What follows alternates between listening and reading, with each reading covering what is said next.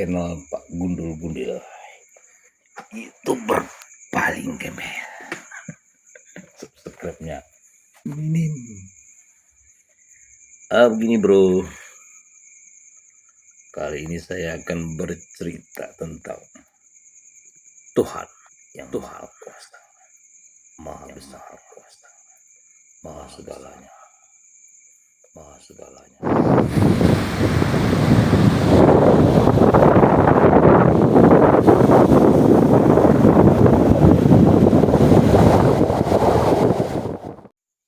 Begini bro, masih kecil dulu saya memanifestasikan Tuhan itu begini. Ada orangnya gede di atas langit. Terus kalau mau ngapain tinggal nunjuk. Lo jadi kun payakun, kayak tukang sulap gitu bro. Persis gambaran saya kayak tukang sulap. Lama-lama berpikir lagi, setelah sel otak kita berkembang, karena mulai sekolah kan, mulai belajar IPA, belajar biologi, belajar sejarah, segala macam lah. Nah, akhirnya berpikirnya lain lagi. Wah, gak mungkin nampaknya Tuhan seperti itu. Gak mungkin sehebat yang kita rasakan kalau dia berbentuk semacam makhluk besar di atas langit. Wah, terus dia bikin siapa? Nah itu pertanyaannya. Masa bisa kita bayangkan? Akhirnya berubah. Otak kita masih cetek ya. Semakin kita sekolah semakin cetek otak kita. Semakin bodoh. Terus ada yang mengatakan orang-orang anti Tuhan, tidak percaya dengan Tuhan. Saya kadang-kadang percaya. Berarti Tuhan itu tidak ada, bohong itu. Begitulah di otak kita begitu. Kalau bentuknya makhluk perkasa, wah, nggak nyampe otak kita, berarti nggak mungkin. Tidak mungkin ada makhluk seperkasa yang kita bayangkan. Seperkasa bisa mencipta segalanya. Cipta langit, bumi, segala hukum fisika, atom-atom yang kecil-kecil yang bergerombol terus membentuk wujud kita, wujud alam semesta. Wah, mentong letak. Benar kata orang, Tuhan tidak ada. Makanya saya tidak menyalahkan orang tidak menganggap Tuhan itu tidak ada. Tapi setelah perkembangan lagi, tahun ke tahun, ada banyak pergaulan, banyak melihat, banyak merasakan, banyak mikir. Oh, ternyata mereka ini salah. Manifestasinya salah. Ya sebenarnya saya perhatikan begini bro. Mereka itu tetap menganggap sang pencipta ada. Nah kalau sekarang kita berpikirnya sang pencipta ya. Oke lah, namanya Tuhan atau apa, atau Yesus atau apa, terserah lah. Itu manifestasi masing-masing kelompok lah. Kelompok orang. Atau manifestasi sejarawan.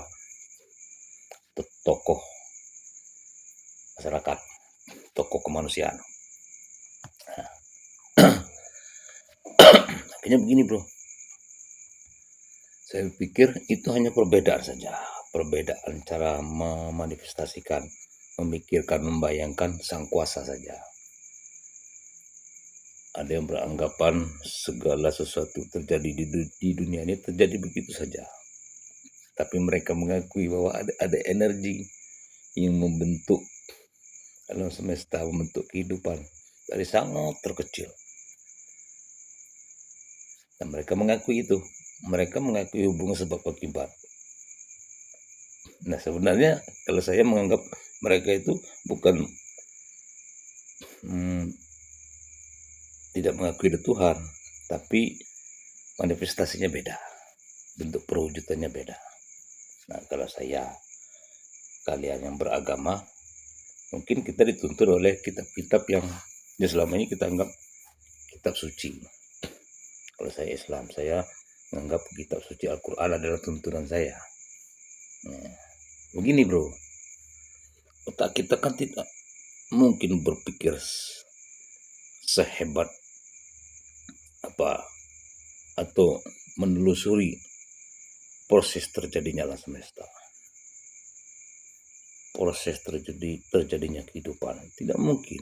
Makanya saya setuju ada kitab penuntun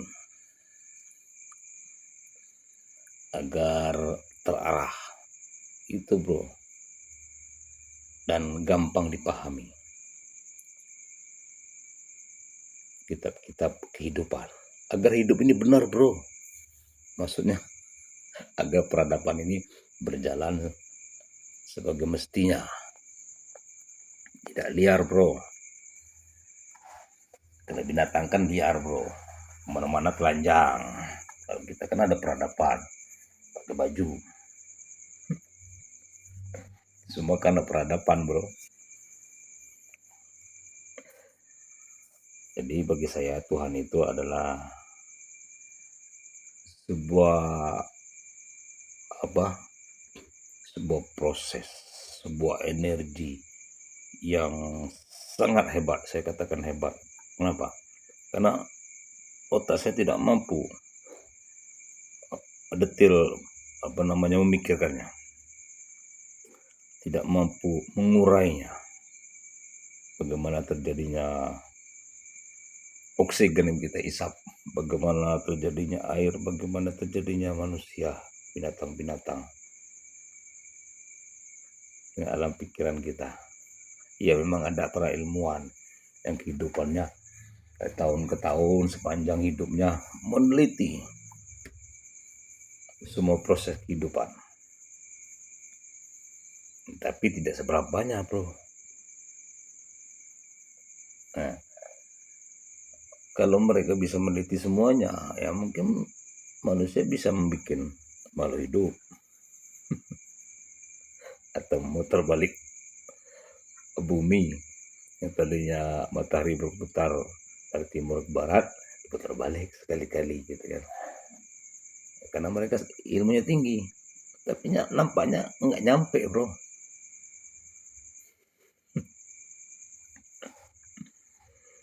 Nah, jadi akhirnya saya pikir begini bro, biarlah perbedaan antar manusia, antar individu, antar kelompok masyarakat. Itu yang penting kita hidup berdampingan, saling menyayangi. Kan itu yang penting bro.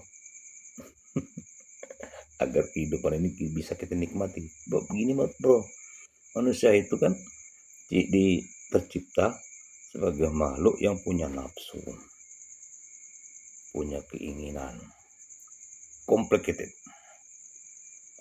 Kita perlu hiburan, kita perlu kesenangan, kita perlu sesuatu yang sangat tidak bisa kita bayangkan. Pokoknya manusia itu rumit. Jadi manusia itu rumit bro.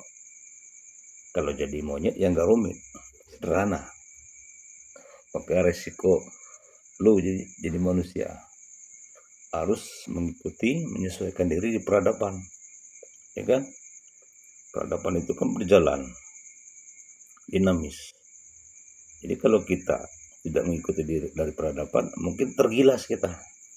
Nah, kalau maksudnya begini, tergilas karena kita punya hati, punya perasaan, naluri manusia kan merasakan sakit, stres, ada keinginan tidak bisa diwujudkan. Karena peradabannya berjalan dinamis. Misal begini bro, tidak bisa begitu peradaban kan. Kita tinggal di sebuah bangsa yang sudah maju. Mereka bersaing untuk hidup, bersaing untuk mendapatkan kesenangan. Nah, kita tidak mempunyai ilmu di tingkat itu, akhirnya kita tergilas, jadi gembel di jalanan, jadi orang stres, akhirnya membuat susah, lebih susah lagi.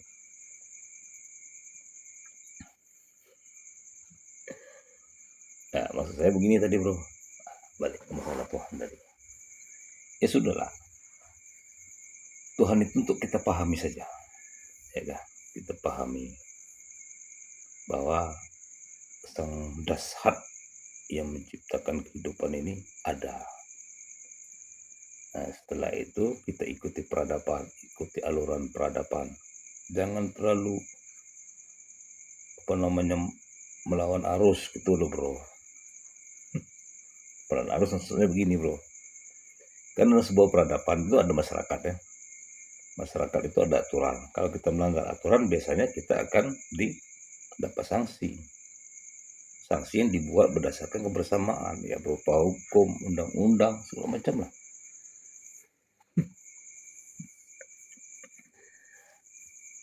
Karena terlalu miskin, stres, tidak sabar, tidak punya ilmu, melakukan tindakan kejahatan yang melanggar keputusan bersama. Bisa melanggar hukum pidana, tangkap masuk penjara. Kayak Sambo. Itu kan gara-gara pemahamannya tentang hidup itu masih kurang bro. Terlalu dominan nafsu mungkin. Ya, maklum manusia itu kan tempatnya nafsu. Nafsu kesalahan menurut aturan. Yang salah-salah itu enak. Bagi yang bodoh, misalnya nyolong itu senang dia, kan yang bodoh. Kalau yang pintar kan dia nggak suka nyolong. Saya begini, jangan nyolong. Misalnya saya ketemu duit di jalanan, ini bukan nyolong bro, tapi nemu. Tapi saya takut bro, karena bukan hak kita. Bagaimana orang kehilangan? Nah, kita yang nemu. Nah kalau saya dihadapkan masalah ini, saya takut. Kalau kita ambil uangnya, cari siapa yang punya. Kalau nggak juga ya kasih sama orang. Bukan hak kita. Lebih nikmat begitu bro. Kita mencari sesuatu yang benar-benar hak kita. Puas.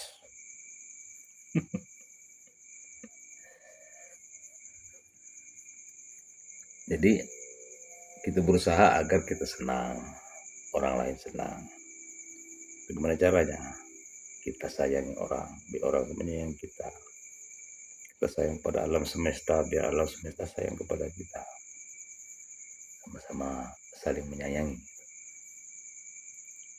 Dulu murid saya bertanya kepada saya, Bang katanya, dia nanya bang karena bukan sekolah formal, sekolah apa itu, main-mainan, sekolah calon pemain film. Nah, betul saya pelatihnya bro.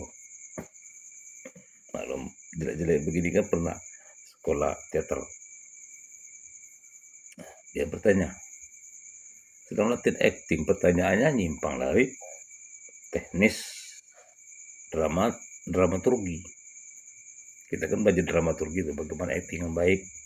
Nah, itu kan terus bercerita tentang bagaimana angle kamera yang bagus.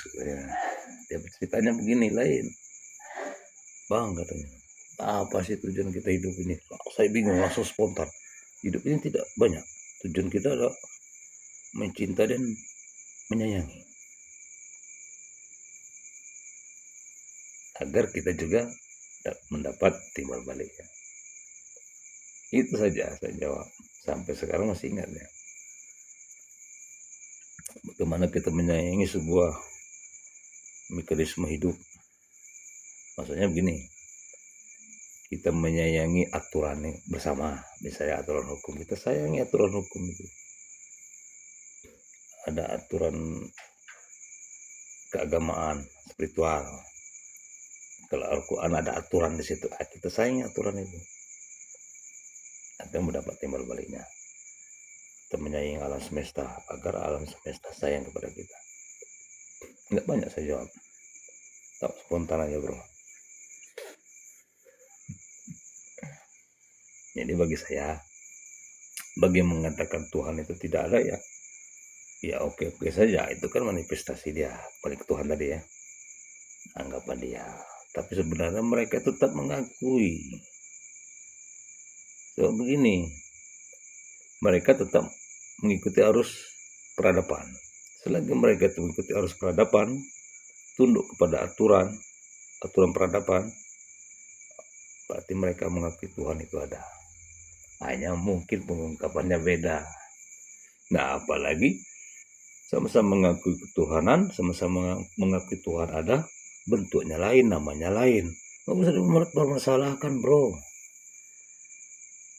Ada yang mengatakan Tuhan Yesus, ada yang mengatakan Tuhan Allah, wah, paling tinggi. Ada lagi yang terlalu memuja-muja Sang Buddha. Terserahlah, bro. Itu hanya transportasi menuju sesuatu keyakinan. Transportasi keyakinan, alat agar kita yakin. Setelah yakin, baru hidup kita mengikuti arus peradaban. Akhirnya nafsu naluri manusia bisa berjalan secara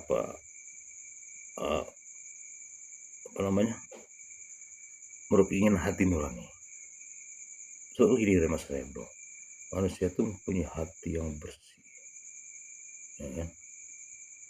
Pada dasarnya seperti itu. Kalau dia melakukan tindak kejahatan atau hatinya kotor, itu karena setan. Nah, ini setan lagi nih. Masalah setan, bro.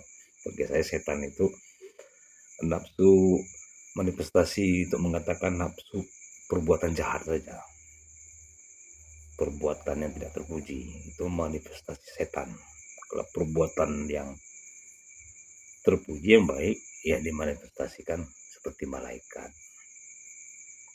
Terus kita kadang-kadang gambarkan malaikat itu seperti makhluk terbang, sayapnya dari timur ke barat katanya. Ya, terserah lah. Itu kan sebatas kemampuan pola pikir kita. Atau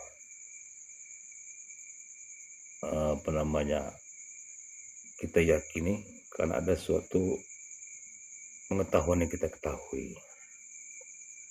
Terserah, bro. Kalau saya oke-oke saja. Bagi saya, manusia itu dilihat dari kelakuannya di peradaban. Itu saja, bro.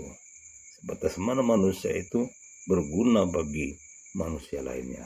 Sebatas mana manusia itu berguna bagi peradabannya. Itu nilainya, bro. Bagi saya, bro.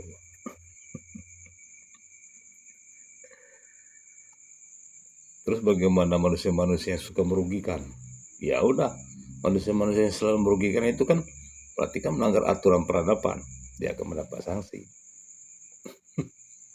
Berguna tidak orang-orang yang seperti ini? Ya berguna, bro. Kalau semua manusia baik, maka dalam peradaban kita tidak akan tercipta pintu yang pakai kunci, pakai gembok. Nah, ini kan anti maling maksudnya. Kalau tidak ada maling, tidak ada kunci, tidak ada pintu, bro. Terus bagaimana pabrik membuat kunci? Bagaimana tukang-tukang yang membuat pintu? Itu kan peradaban. Gitu, bro. Ini kalau orang bilang, Bang Gundul, itu maling itu berguna nggak di dunia ini? Ya, mak, berguna. Jangan ke maling. Nyamuk aja berguna, bro. Semua yang diciptakan dalam bentuk makhluk, dalam bentuk sifat, itu masuk ke dunia ini berguna, bro. Makanya semua yang ada di dunianya berguna. Baik sifat jahat, baik makhluk merugikan atau tidak, kecil besar, semua berguna, bro. Maksud saya begitu, bro. Berguna dalam peradaban manusia. Nah, terus masalah surga. Ada yang percaya surga itu ada di alam sana. Tempat yang indah, segala macam makanan ada. Itu untuk manifestasi yang sederhana. Karena manusia itu kan punya keterbatasan otak, bro. Tadi sel otaknya punya keterbatasan. Kalau tidak digambarkan seperti itu ya susah kita. Ini ya susah. Bisa manusia ini liar, bro. Makanya tuntunan tadi saya bilang. Nah, jadi ada surga, ada neraka. Neraka manifestasinya buat tempatnya menyulitkan, bro, menyusahkan. Nah, kita nggak tahu masalahnya yang pulang dari neraka itu belum ada fakta. Dari surga juga belum ada fakta. Walaupun itu ada tertulis dalam kitab-kitab, itu hanya kitab yang perlu kita yakini. Ya, bro. Katanya orang beriman harus yakin dengan kitab. Dikatakan orang beriman harus yakin kitab suci dari Tuhan. Karena kita sudah tidak bisa mengelak. Mengelak bagaimana? Kalau kita mengelak, apa alasannya? Kan tidak mampu kita. Makanya kita hanya modal keyakinan. Mudah-mudahan suatu saat setelah kita mati akan mendapatkan tempat situasi yang lebih baik. Bagi yang berkelakuan baik akan yang lebih baik lagi. Yang berkelakuan buruk, mudah-mudahan tempatnya tidak lebih baik daripada yang berkelakuan baik. Itu saja harapan saya, bro. Nah, terus masalah apa tadi? Masalah apa guna kita hidup? Ada lagi lah teman saya kalau diskusi nanya, bukan itu. Masalah usaha untuk hidup. Maksudnya begini, bro. Bagaimana agar umur panjang? Bagaimana agar mendapatkan kesenangan? Semua harus usaha katanya. Ya, betul, bro. Saya setuju itu usaha. Tapi bagi saya usaha itu adalah perjuangan atau ibadah. Usaha itu adalah ibadah. Usaha untuk hidup sehat itu ibadah. Usaha untuk mendapat rezeki itu ibadah. Masalah dapat atau tidak kan sudah diatur, katanya begitu, bro. Terus ada yang pikir kalau sudah diatur, nggak usah usaha saya, ya bodoh, berarti kamu tidak ibadah. Jadi seharusnya kalau manusia sehat itu kita berusaha itu merupakan sebuah kesenangan lahir batin. Usaha, belajar, silaturahmi itu kan usaha untuk mendapatkan kesenangan. Masalah nanti hasilnya untuk tidak dapat, nah itu tidak masalah. Yang penting setiap detik kita tuh mendapatkan sebuah kesenangan. Dalam usaha kita mendapatkan sebuah kesenangan. Bukan nunggu nanti setelah usaha kita selesai. Kata orang itu, patah lama itu berakhir ke hulu, bersenang-senang kemudian. Bagi saya tidak, bro. Langsung bersenang-senang lagi kemudian. Tidak bersakit-sakit. Waktu kita merasakan sakit, jangan rasakan sakit, bro. Disitulah harusnya kita mendapatkan kesenangan. Nah, kalau bersakit-sakit dahulu, waktu kita kerja, bisa meniti karir, kan susah itu. Katanya susah. Misalnya kemana-mana jalan kaki, karena gajinya nggak cukup, terus susah. Ya, dia merasa susah, bro. Kalau kita tidak merasa susah, merasa senang, ya tidak bersusah-susah namanya. Ya bersenang-senang dahulu, bersenang-senang kemudian. Nah, jadi mulai senang sampai besoknya senang. Kalau bersakit-sakit dahulu, bersenang kemudian. Ya kalau kemudiannya senang, bro.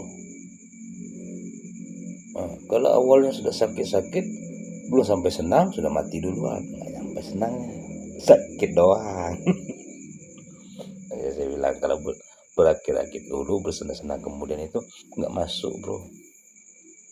Mulai saat ini kita bersenang-senang, kemudian ya masih bersenang-senang.